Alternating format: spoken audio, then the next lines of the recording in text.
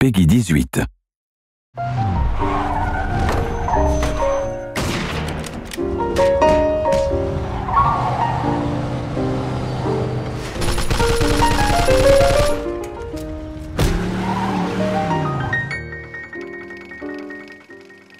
At its core, Mafia II is a third-person action crime game. It has all the exciting car chases, all the gunfights and all the melee combat that you'd expect from a game like this. Our target kind of experience was very much things like Goodfellas, Godfather, very kind of adult movies with very serious themes. And for that to happen, we needed the game world to be realistic.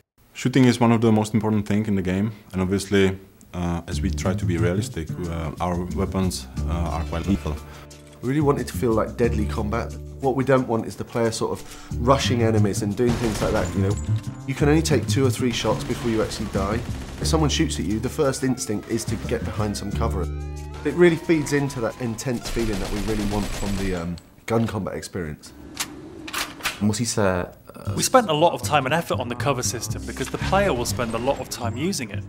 But you have to be careful because the cover can often be easily destroyed. So if you're hiding behind a fence and it starts to disintegrate, it's time to move elsewhere. This destructibility was a big thing for us. We wanted to fill the whole city with a massive number of destructible objects, so the player felt that they could pretty much destroy anything. The player can use a wide range of weapons, from pistols to submachine guns. Of course, we had to include the classic Tommy gun that everyone knows from the Mafia movies. We do massive explosions from different stuff, like vehicles can be exploded. With some Molotov cocktails, they'll sort of set fire to the gasoline as it falls on the floor.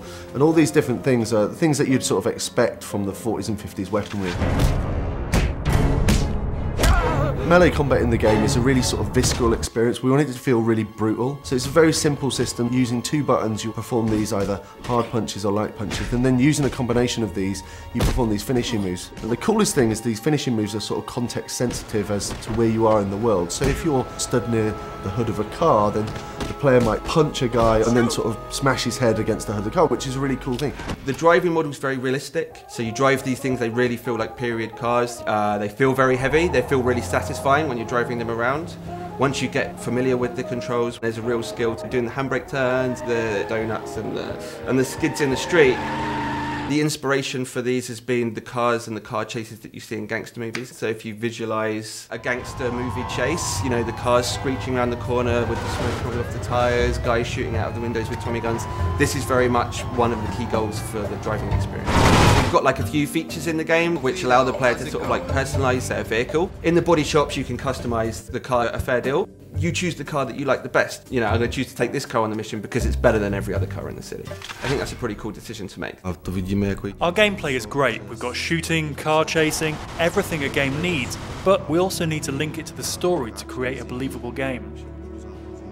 We needed to move away from some of the more arcadey conventions that you see in other open world games and focus more on a realistic experience for the player, so the player behaves like a mafia gangster.